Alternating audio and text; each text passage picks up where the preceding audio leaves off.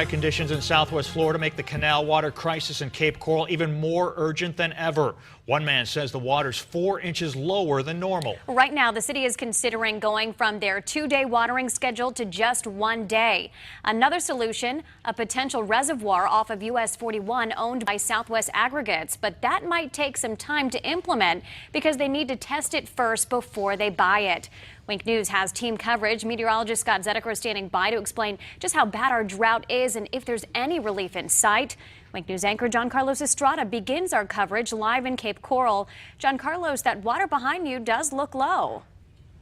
Yeah, Amanda, exactly right. It's been low, and the city will be asking the council for $180,000 on Monday to make that reservoir work. And if it works, it's going to be able to keep the reservoir at a normal level. Now, where we are right now, this is actually where the water should be, but because of the dry season, that's not happening. And the city of Cape Coral is getting ready to ask their residents to cut back on watering their lawns even more.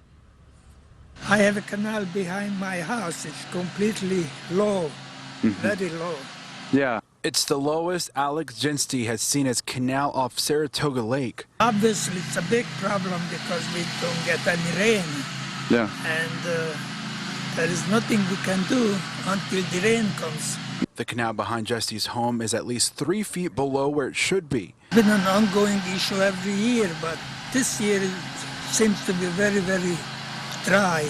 And that's why the city is considering asking homeowners to reduce their watering from 2 days a week to 1 day.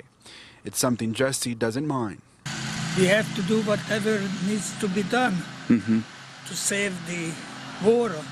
But the city has noticed the lower than usual freshwater canals and lake levels and are going to ask the council on Monday for $180,000 to test a reservoir off of US 41 to help with the water shortage problem. Until then, Gensti and his neighbors will wait for Mother Nature to help.